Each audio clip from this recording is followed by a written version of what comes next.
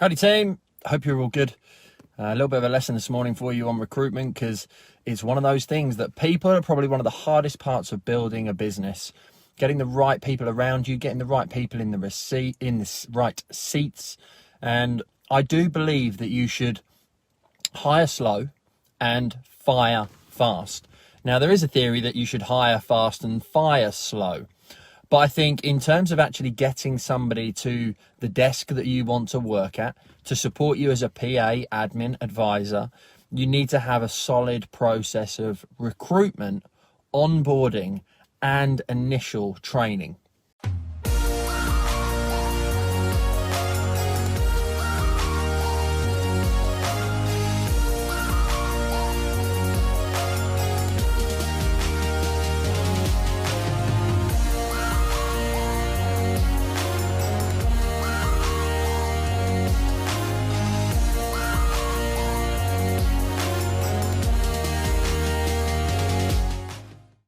During the course of the last 4 months and tripling our team size, in actual fact, not being able to do face-to-face training, and from my point of view, not having the right manager in place, caused a few issues in our recruitment within Active.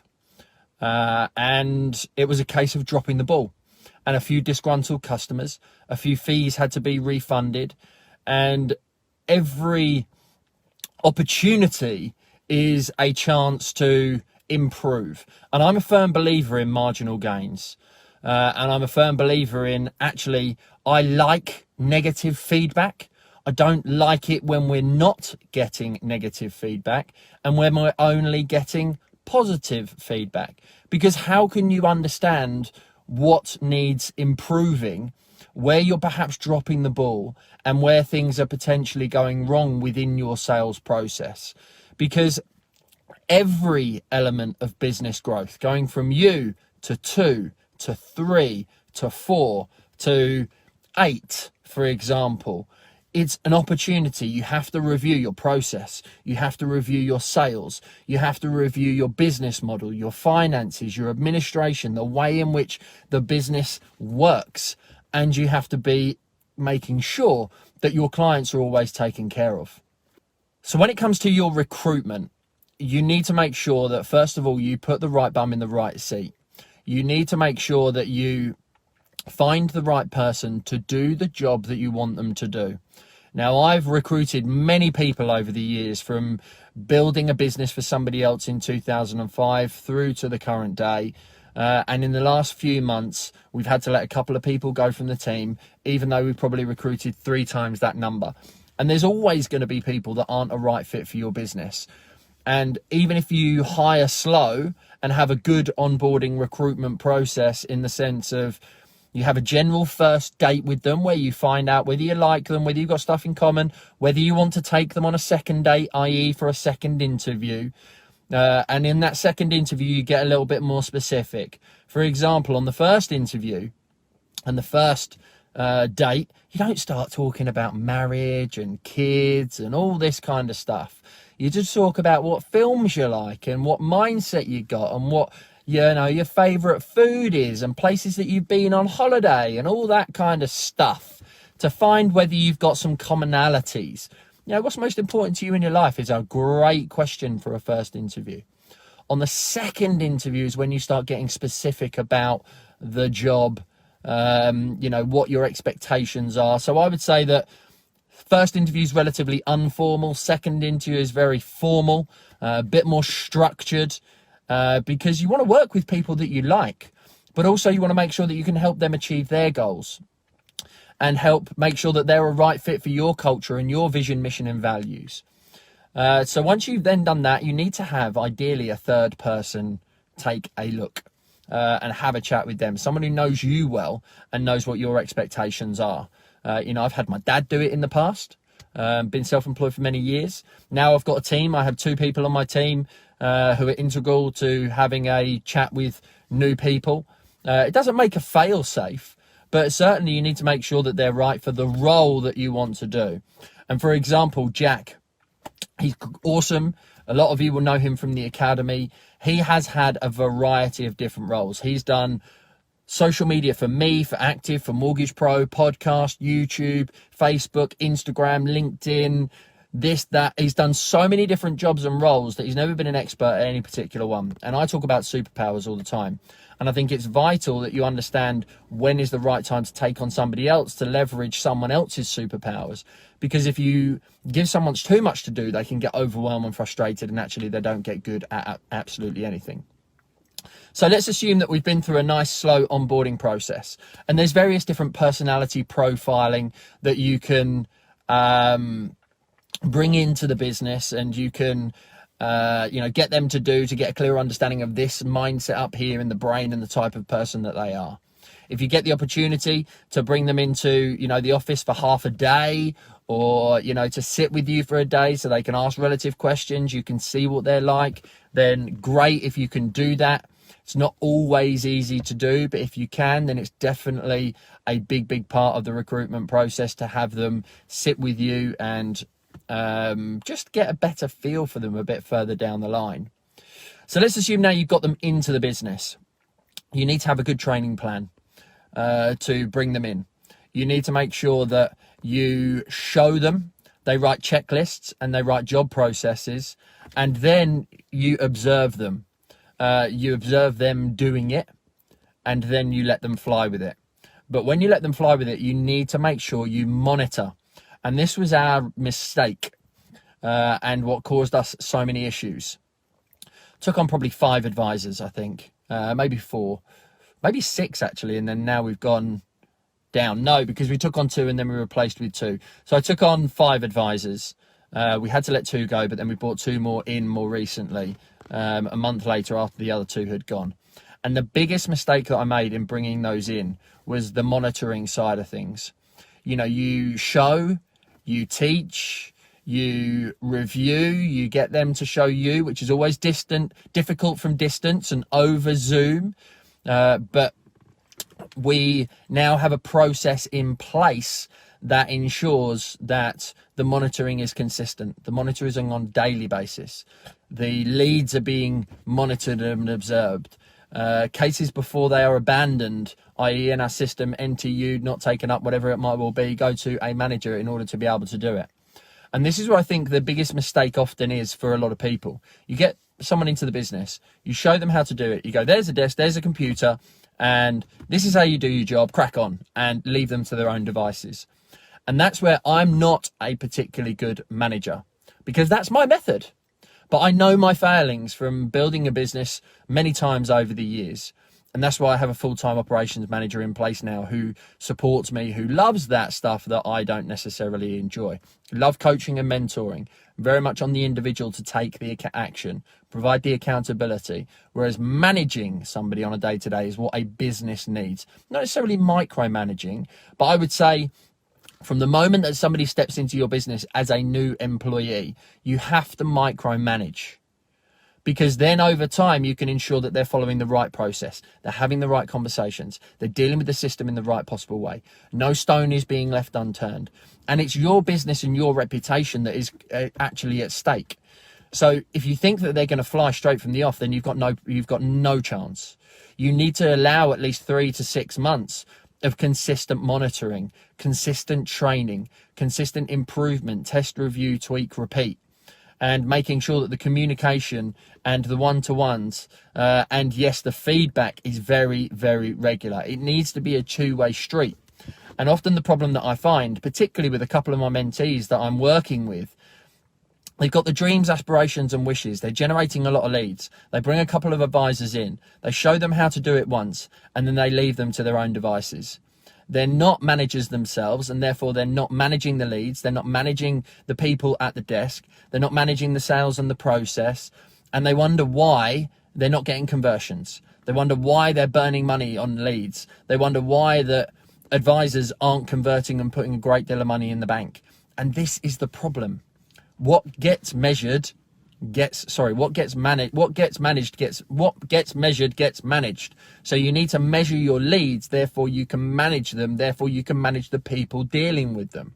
And this was the mistake that we have made. We tried to give too much reliance on people straight from the off. We didn't monitor the volume that was coming in on a weekly basis. We didn't go back and ensure that they work the active way.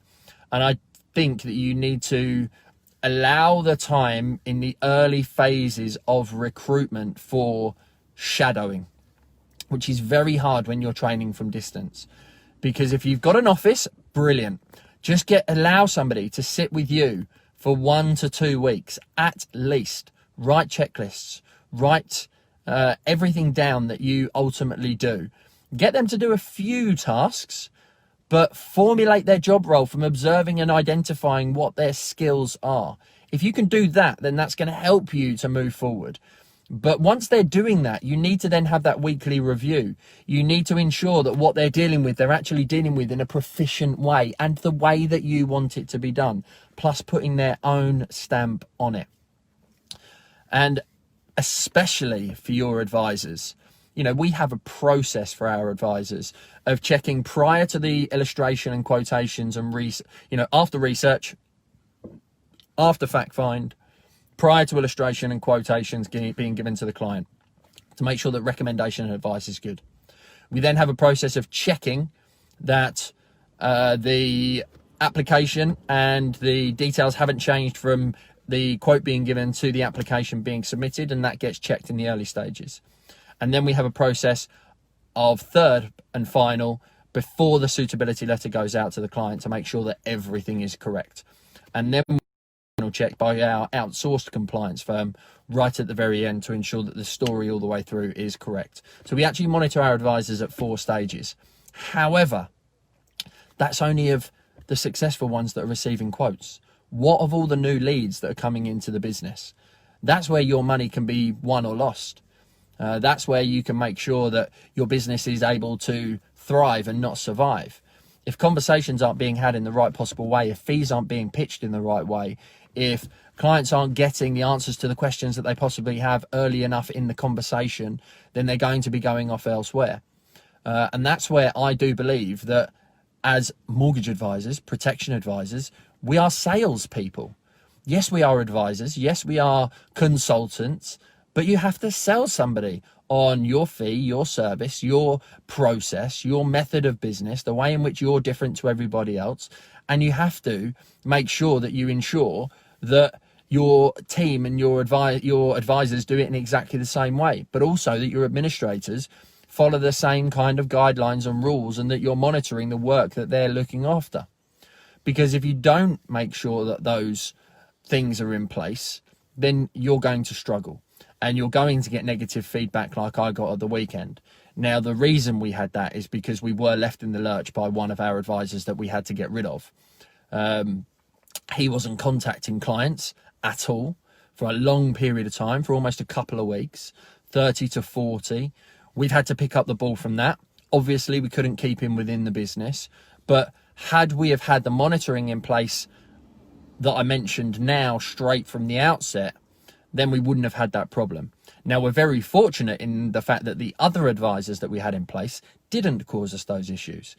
And when I think back to when I took Sally on at the beginning of last year, when I brought Andrew on in October last year, when I had Elliot, my trainee, who left after 12 months, chasing the shiny penny of a higher commission, I monitored very, very deeply, very proficiently, made sure that every single lead was treated like it was gold dust. And then when we took on the advisors in February and March of this year, I didn't have the same ethos. And I was just extremely busy at the time. And obviously we had all the changes with COVID and lockdown. It's not an excuse. It's my fault. Take full responsibility for it. But now, having got an ops manager in place, moved Andrew up to operations manager, now reviewing everything. That is what we are focusing on. We are reviewing every single inquiry that's been made into the business during 2020. That is a lot.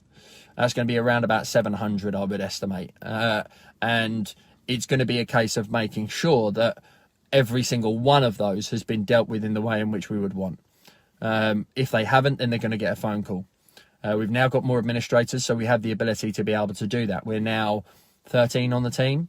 And with 3 full-time administrators and 2 advisors who are still in training. We will be taking on additional administrators further down the line, but it's very much the admin team's responsibility now to go back through, recontact old clients, ensure that they were dealt with in the best possible way, get feedback from everyone that we spoke to so that we can then continue to keep improving and making sure that, you know, we're monitoring the newbies going forward with Andrew, and then the administrators pick up on the ball on everything from 2020 to make sure that we fully understand what is going on with every inquiry and make sure that we take care of absolutely everything. So my word of warning to you, and also my advice to you, if you're in the process of taking on an administrator, a PA, an advisor in particular, you need to make sure that you are monitoring consistently. You have a process in place for training and recruitment. You ensure that communication levels are very, very two-way, and make sure that you have the right standards laid out from the very, very beginning, and give them time. You've got to allow them to fail first in order to be able to understand where they know what's right and what's wrong. You've got to be able to let them fly, but the key thing is not letting them fly too early and making sure that you have the right systems and processes and automations in place. And this is why I'm such a big fan of having a solid process, itemized, written down, 15 steps, for example, before you then start to bring in an administrator, so you can make sure that they understand what the responsibilities are. And if you have advisors in your business and you don't have at least 1 or 2 PA/admins, they're the same role, then I think you're going to fall foul very, very quickly of the things that I have just mentioned. I think that you're going to be struggling for cash flow. I think that you're going to have leads that aren't serviced effectively and efficiently. And I think you're going to find huge problems within your business from all areas of growth. I am a strong believer in making sure that you have yourself plus an admin first, potentially a second, before you take on your first advisor, because the money is made, exactly as said there from Emma, in the follow-up and in the customer care. Follow-up from an advisor perspective needs to be on point, and customer care from an administration perspective needs to be on point.